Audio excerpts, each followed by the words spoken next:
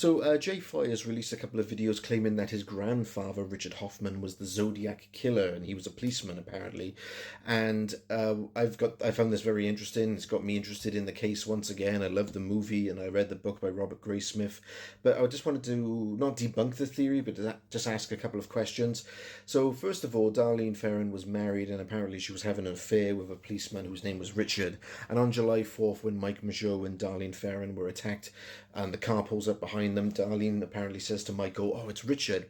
However, when Michael Mageau disappeared off the scene for a while, and then he came back later in the 90s by Detective George Barrett, I think, he showed him a bunch of photos, and Mike actually identified Arthur Lee Allen as the shooter. So how do we have Darlene saying that it's Richard, and then we have Mike Mageau saying that it's Arthur Lee Allen? So there's a couple of things to think about there. Now also, J.Foy also claims that his grandfather, Richard Hoffman, committed the Cheryl Jo Bates murder in Riverside in 1966, because there is a piece of poetry and writing on a board or on a desk, and at the bottom it has the initials RH, which could stand for Richard Hoffman. However, I was always of the understanding that 1966 Riverside killing was not a confirmed Zodiac case, so we don't know about that one. Another thing we have to think about is that we're going off of this sketch of the Zodiac, which was done by an artist. So after Paul Stine was killed in San Francisco, the dispatch went out that they were looking for a black man, and these policemen drove past a white man thinking nothing of it, and many claim, could that have been Zodiac himself? So the men were taken in, and they gave this description, and they made this sketch based on this person that they saw. And we have to ask, was this person Zodiac, the person that they were drawing? Paul Stine's cab was filled with blood, so this person would have been covered in blood from the crime scene.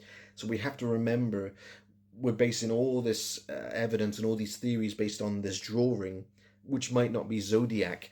And of course, that drawing was then later developed to see what Zodiac would look like as an older man. And sure enough, there is a resemblance between Richard Hoffman and this drawing. Now, if you go to the Lake Berryessa scene, and there was a man walking around looking suspicious, a sketch was made there as well, and it doesn't look anything like this person with the glasses. Now, it is interesting that Kathleen Jones, who supposedly was abducted by the Zodiac, went into the police station, saw this poster on the wall of the man with glasses, and said that's him. However, other people have said that Zodiac just took credit for that kidnapping. It wasn't actually Zodiac himself, so we just don't know. I think what we have to do, like Arthur Lee Allen, his DNA after he died, his DNA was compared to some material that was left on the envelope of the Zodiac letters and the stamp, and they weren't able to create a profile, but it was enough to start eliminating suspects and comparing it to others. And they took the palm prints and the fingerprints from Paul Stine's shirt, and none of it matched Arthur Lee Allen. So how do we have Mike Mageau saying it was him, but none of it matches? Unless there were two Zodiacs. I've heard that theory, one doing the killing, one doing the writing.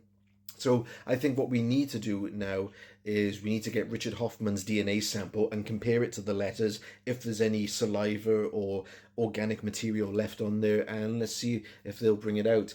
Now, a lot of people have come forward. We had Deborah Perez, who said her father was the Zodiac. We had Dennis Hoffman, who said that his father, Jack Torrance, was the Zodiac. And I don't know if the evidence has just said that it's inconclusive, or they're reluctant, the FBI are reluctant to release it. Also, another theory was a guy called Richard Gaikowski, and his DNA was going to be compared to that of the rope at Lake Berryessa. So we need to get DNA from that to compare it to Richard Hoffman. So I'm not debunking the theory, I'm just asking these questions, and it certainly got me excited about the case. But I do find it interesting, why do we have Darlene saying that it's Richard and Mike Mageau saying that it's Arthur Lee Allen on the same night?